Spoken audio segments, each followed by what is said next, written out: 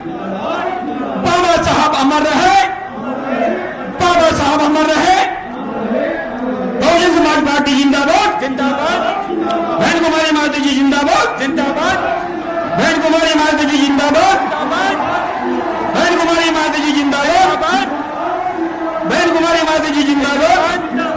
बहन जी आप संघर्ष करो, हम आपके साथ हैं, बहन जी आप संघर्ष करो, हम आपके साथ हैं, बहन जी आप संघर्ष करो, हम आपके साथ हैं, बहन जी आप आगे बढ़ो, हम आपके साथ हैं, बहन जी आप आगे बढ़ो, हम आपके साथ हैं, बहन जी आप संघर्ष करो। हम आपके साथ हैं। बहन कुमारी माता जी जिंदाबाद, जिंदाबाद जिंदाबाद बहन कुमारी माता जी जिंदाबाद, जिंदाबाद जिंदाबाद बहन कुमारी माता जी जिंदाबाद, जिंदाबाद जिंदाबाद बहन कुमारी माता जी जिंदाबाद। जिंदाबाद जिंदाबाद। बहन जी आप संघर्ष करो, हम आपके साथ हैं, बहन जी आप संघर्ष करो, हम आपके साथ हैं, बहन जी आप आगे बढ़ो। हम आपके साथ हैं।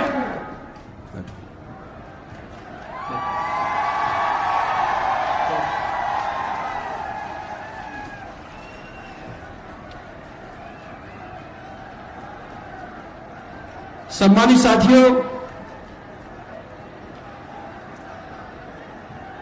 जिस मसीहा का आपको इंतजार था, बहुजन समाज पार्टी की राष्ट्रीय अध्यक्ष, उत्तर प्रदेश की 4 बार रही मुख्यमंत्री, इस देश के गरीबों की मसीहा, सर्व समाज के मान और सम्मान, स्वाभिमान का प्रतीक, हम सब की लोकप्रिय नेता आदरणीय बहन कुमारी माता जी हरियाणा की धरती पर पहुंच चुकी है। आग्रह करता हूं सभी लोग तालियां बजाकर तालियों की गड़गड़ाहट से स्वागत करें।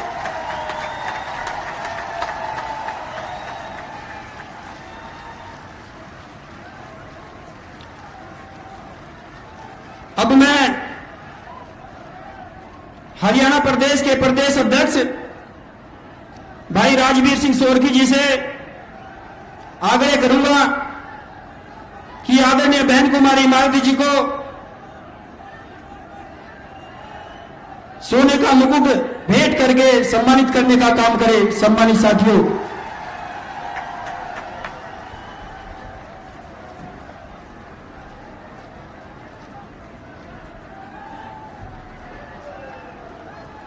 बहन कुमारी माता जी जिंदाबाद,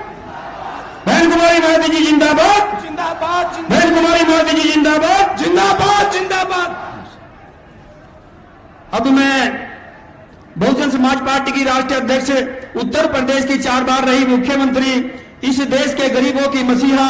आदरणीय बहन कुमारी माता जी से निवेदन पूर्वक आग्रह करता हूं कि इस विशाल जनसभा को संबोधित करने का कष्ट करें। आदरणीय बहन कुमारी माता जी।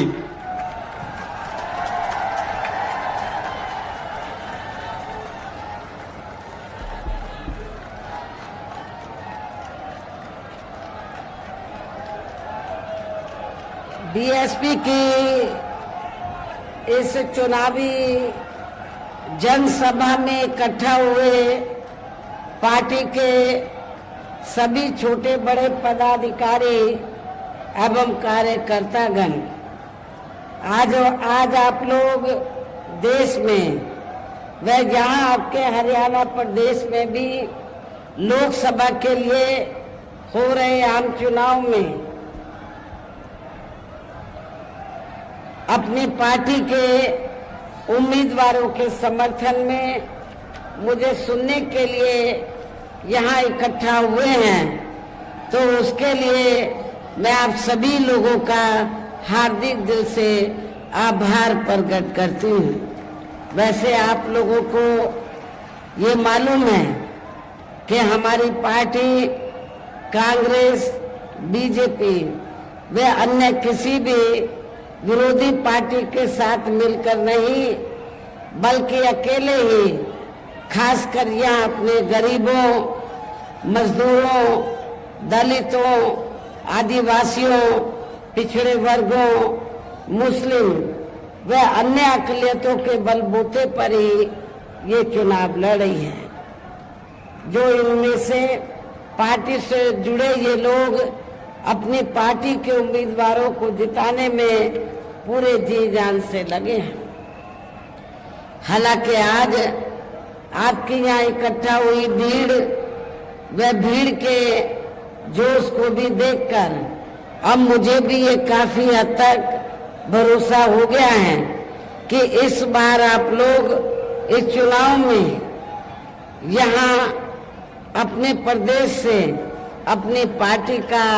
बेहतर रिजल्ट जरूर लाएंगे। इसके लिए अब मैं आप लोगों का ध्यान कुछ जरूरी बातों की तरफ दिलाना चाहती हूँ और इस संबंध में विशेषकर मैं कांग्रेस, बीजेपी व इनके अन्य सभी सहयोगी दलों के बारे में ये कहना चाहूंगी कि आजादी के बाद शुरू में केंद्र व देश के अधिकांश राज्यों में भी ज्यादातर सत्ता यहाँ कांग्रेस पार्टी के हाथों में ही केंद्रित रही है, किंतु इनके खासकर दलित, आदिवासी व पिछड़ा वर्ग विरोधी तथा अन्य और मामलों में भी रही गलत नीतियों व गलत कार्य प्रणाली आदि की वजह से ही फिर इस पार्टी को यानी कि कांग्रेस पार्टी को केंद्र व काफी राज्यों की भी सत्ता से बाहर होना पड़ा है तथा यही स्थिति इनकी सहयोगी पार्टियों की भी बनी रही है, जिस कारण ही फिर बीएसपी को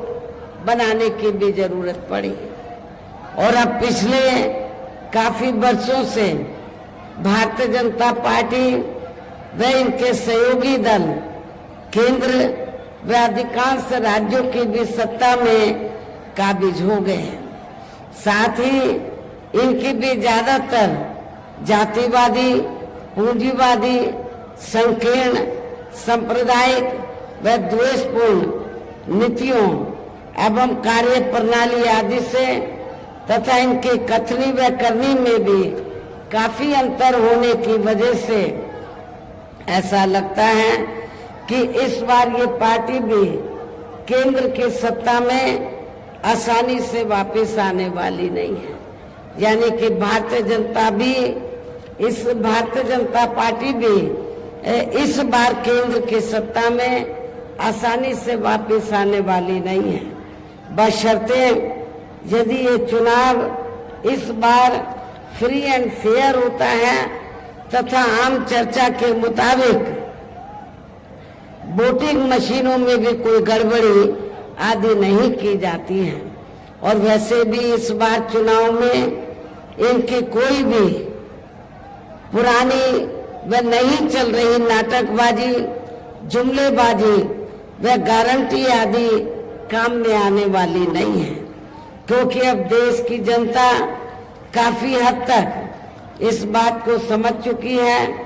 कि इनकी पार्टी ने अब तक देश के विशेषकर गरीबों, कमजोर तबकों, मध्यम वर्गीय एवं अन्य मेहनतकश लोगों को जो इन्हें अच्छे दिन दिखाने के असंख्य प्रलोभन भरे वायदे किए हैं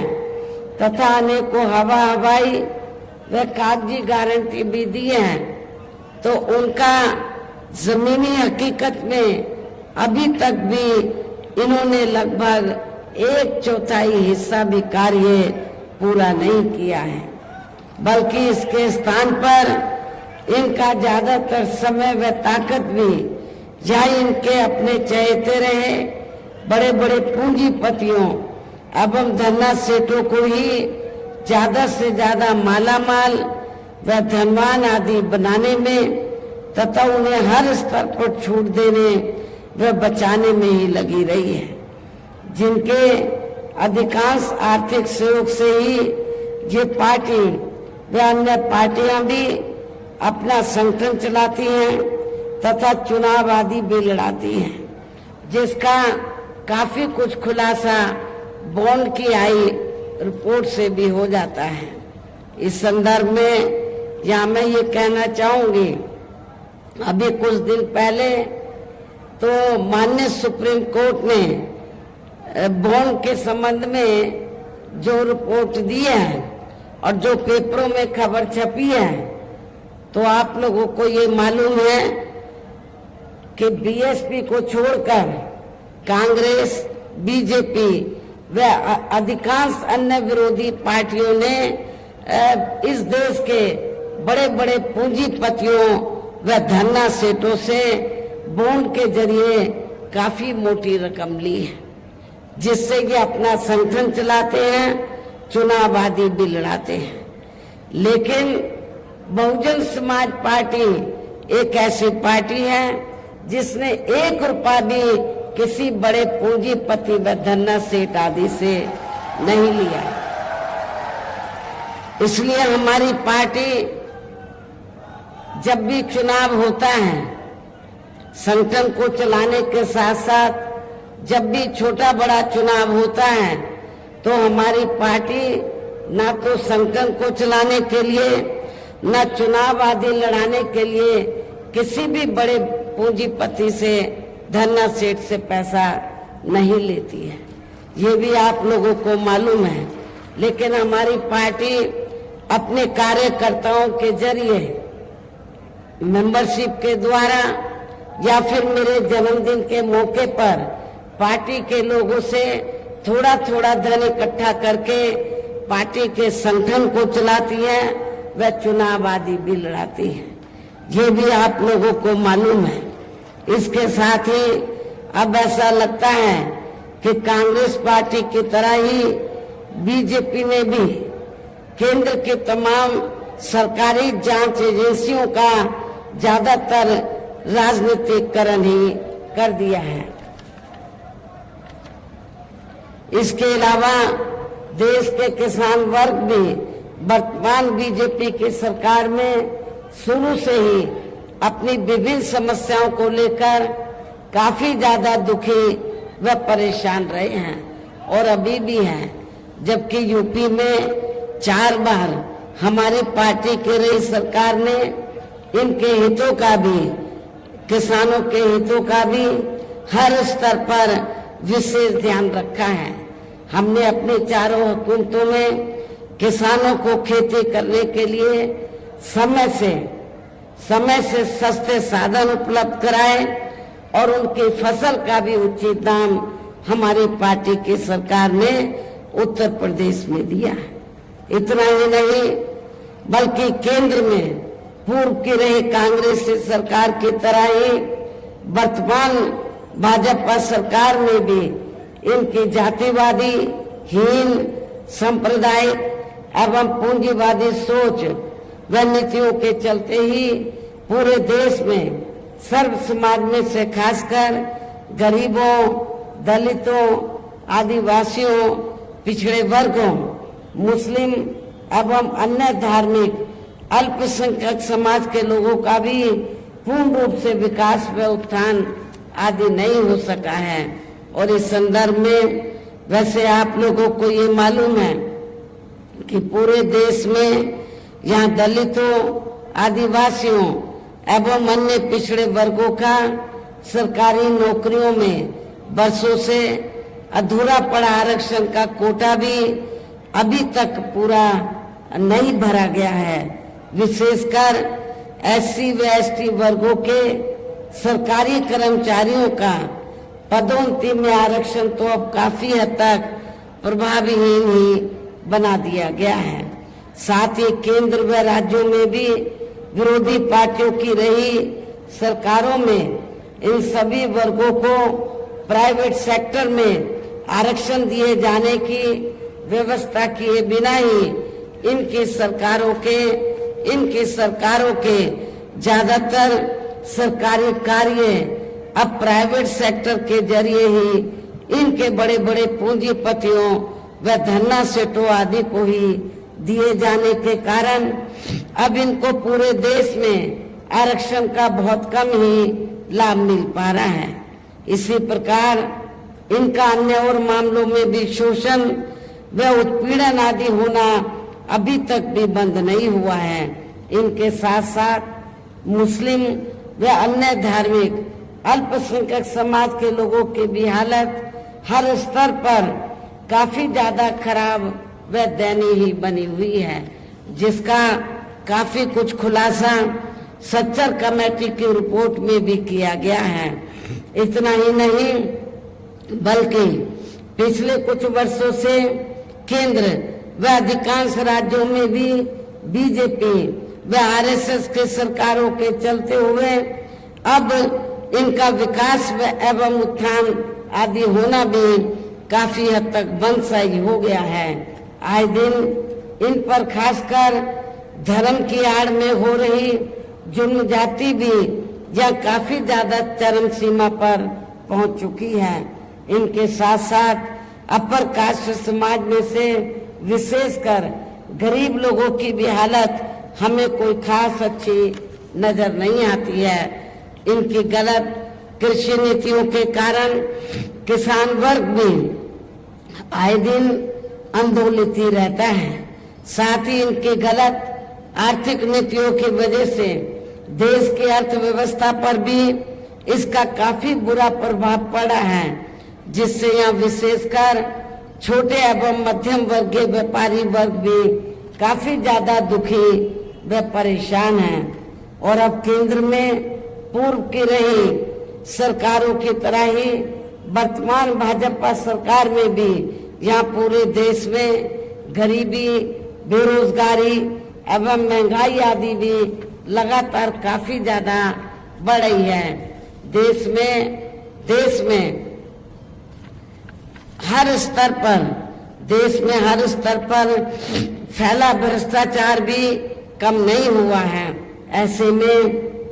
अब आप लोगों को देश में हो रहे लोकसभा चुनाव में कांग्रेस, बीजेपी व इनकी सहयोगी पार्टियों को भी केंद्र की सत्ता में आने से जरूर रोकना है, जिनकी गलत नीतियों व गलत कार्य प्रणाली आदि को आप लोग काफी हद तक आजमा भी चुके हैं। और अब ये विरोधी पार्टियां किस्म किस्म के साम दाम दंड भेद आदि अनेकों हथकंडे इस्तेमाल करके केंद्र की सत्ता में आने की पूरी कोशिश में लगे हुए हैं, जिनसे अपनी पार्टी के लोगों को हर स्तर पर काफी ज्यादा सावधान रहना है। और इस मामले में विरोधी पार्टियां अपने अपने पक्ष में हवा बनाने के लिए खासकर मीडिया, ओपिनियन पोल व सर्वे आदि का जो बड़े पैमाने पर इस्तेमाल कर रही हैं, तो उनसे भी अपनी पार्टी के लोगों को बिल्कुल भी गुमराह नहीं होना है। इसके साथ ही विरोधी पार्टियों के विभिन्न रूपों में जारी किए गए इनके हवाई व प्रलोभन भरे चुनावी घोषणा पत्रों एवं वायदों आदि के बहकावे में भी पार्टी के लोगों को कतई नहीं आना है, जिन्हें ये पार्टियां चुनाव खत्म होने के बाद ज्यादातर अमल में नहीं लाती हैं। और अब जिन पर से देश की जनता का अधिकांश विश्वास ही उठ गया है, यही खास वजह है कि हमारी पार्टी किसी भी चुनाव में अपनी पार्टी का कोई भी चुनावी घोषणा पत्र आदि जारी नहीं करती है। और वैसे भी हमारी पार्टी किसी भी मामले में कहने में बहुत कम बल्कि कार्य करके दिखाने में ही ज्यादा विश्वास रखती है। और इस बात का सबसे बड़ा सबूत यह है कि उत्तर प्रदेश में 4 बार हमारी पार्टी के नेतृत्व में रही सरकार ने चुनाव में पार्टी के बिना जारी किए गए घोषणा पत्र के ही प्रदेश में आम जनहित में काफी कुछ ऐतिहासिक कार्य करके दिखाए हैं, जिनकी अब देश में अधिकांश पार्टियों की सरकारें काफी नकल भी कर रही हैं। जबकि इस मामले में हमारी पार्टी का ये कहना है कि यदि इन पार्टियों के स्थान पर केंद्र में हमें अपनी पार्टी की सरकार बनाने का मौका मिलता है,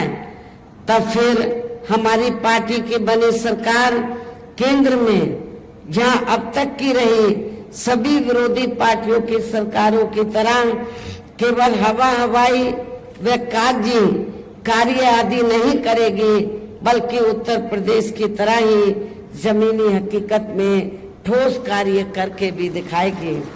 और इस संदर्भ में खासकर मैं ये कहना चाहूंगी, केंद्र द्वारा देश में पिछले कुछ समय से अति गरीब परिवारों को अस्थायी तौर पर फ्री में जो थोड़ी सी खाद्य सामग्री, राशन आदि दी जा रही है, तो उससे इनका स्थायी तौर पर भला होने वाला नहीं है। लेकिन आपको ये भी मालूम है, जब असेंबली का चुनाव होता है और पार्लियामेंट का भी चुनाव अब हो रहा है, तो भारतीय जनता पार्टी और आरएसएस के लोग तो गांव-गांव में जाकर, जिनको ये फ्री में राशन देते हैं, गांव-गांव में जाकर ये लोग गरीब लोगों को ये कहते हैं, क्या कहते हैं कि बीजेपी ने, श्री नरेंद्र मोदी जी की सरकार ने आपको फ्री में राशन दिया है, आपने बीजेपी का, आरएसएस का, श्री नरेंद्र मोदी जी का नमक खाया है, इसलिए आप लोगों को ये अदा करना है। लेकिन मैं आप लोगों को ये बताना चाहती हूँ, गरीब लोगों को ये बताना चाहती हूँ, जिनको फ्री में राशन मिल रहा है, तो वो कोई बीजेपी अपनी जेब से नहीं दे रही है, आरएसएस अपनी जेब से नहीं दे रही है, और इतना ही नहीं, श्री नरेंद्र मोदी जी भी अपनी जेब से नहीं दे रहे हैं, बल्कि जनता जो टैक्स देती है उस टैक्स के पैसे से आप लोगों को फ्री में राशन दिया जा रहा है। और वैसे भी गरीब लोगों की ये जटिल समस्या देश में हर हाथ को काम देने से ही केवल दूर हो सकती है,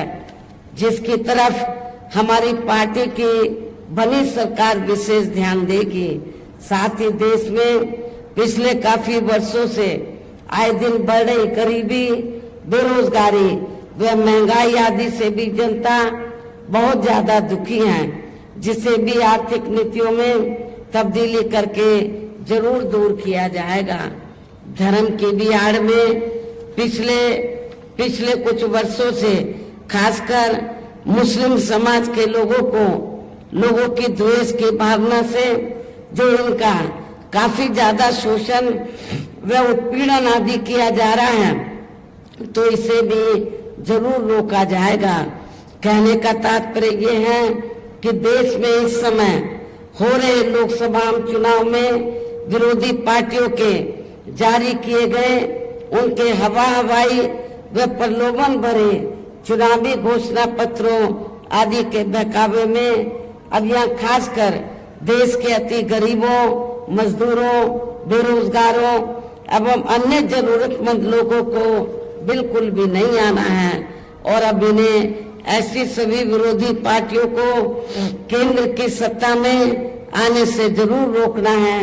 जिनकी कथनी व करनी में काफी अंतर रहा है तथा जिन्हें ये लोग वर्षों से आजमा भी चुके हैं। ऐसे में अब मेरा यही कहना है कि आप लोगों को अपने खुद के व अपने प्रदेश एवं देश के भी हित में अपने वोटों को यहाँ कांग्रेस, बीजेपी व अन्य विरोधी पार्टियों को न देकर केवल अपनी एकमात्र हितैषी पार्टी बहुजन समाज पार्टी को ही देना है। जो ये पार्टी उत्तर प्रदेश की तरह ही केंद्र में भी अपनी पार्टी की सरकार बनने पर फिर पूरे देश में जहां अपनी पार्टी की सर्वजन हिताय व सर्वजन सुखाय की नीतियों पर आधारित सरकार चलाएगी। इसके साथ केंद्र से जुड़ी आपके क्षेत्र की जो भी यहाँ स्थानीय समस्याएं होंगी तो उन्हें भी फिर दूर करने का हर संभव पूरा प्रयास किया जाएगा। साथ ही यहाँ गरीबों, मजदूरों, बेरोजगारों, कर्मचारियों, किसानों, छोटे व्यापारियों एवं अन्य मेहनतकश लोगों के हितों का भी विशेष ध्यान रखा जाएगा। सर्व समाज में से खासकर दलितों, आदिवासियों, पिछड़े वर्गों, मुस्लिम व अन्य धार्मिक अल्पसंख्यक समाज के लोगों के विकास व उत्थान के साथ साथ हर स्तर पर इनकी सुरक्षा आदि के लिए भी प्रभावी कदम उठाए जाएंगे। और तभी फिर यहाँ वास्तव में अपने देश के महान संतों, गुरुओं व महापुरुषों में भी विशेषकर महात्मा ज्योतिराव फूले, श्री छत्रपति शाहू जी महाराज, श्री नारायण गुरु, बाबा साहब डॉक्टर भीमराव अंबेडकर एवं मान्यवर श्री कांशीराम जी आदि का अधूरा रहा सपना जरूर साकार हो सकता है, जिनको यूपी में हमारी पार्टी की रही सरकार द्वारा हर स्तर पर पूरा आदर सम्मान दिया गया है। इन्हीं खास बातों के साथ ही अब मेरा पार्टी व मूवमेंट के हित में यही कहना है कि हमारी पार्टी ने आपके हरियाणा प्रदेश में जिनको भी लोकसभा के लिए चुनाव के मैदान में उतारा है, जो यहाँ आपके सामने मंच पर भी मौजूद हैं, तो उन्हें आप लोगों को जरूर कामयाब बनाना है, जिसके लिए जहाँ पार्टी के केंद्रीय व स्टेट के कोऑर्डिनेटर तथा स्टेट की पूरी कमेटी व यहाँ के अन्य सभी स्तर के छोटे बड़े पदाधिकारी एवं कार्यकर्तागण आदि पूरे जी जान से लगे हैं। और अब अंत में मेरा यही कहना है कि आप लोगों को वोट पड़ने वाले दिन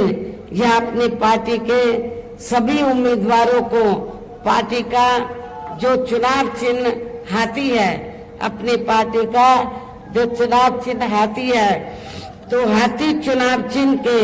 सामने वाले बटन को दबाकर इनको भारी वोटों के अंतर से जरूर कामयाब बनाना है। इस खास अपील के साथ ही अब मैं अपनी बात यही समाप्त करती हूँ। जय भीम, जय भारत।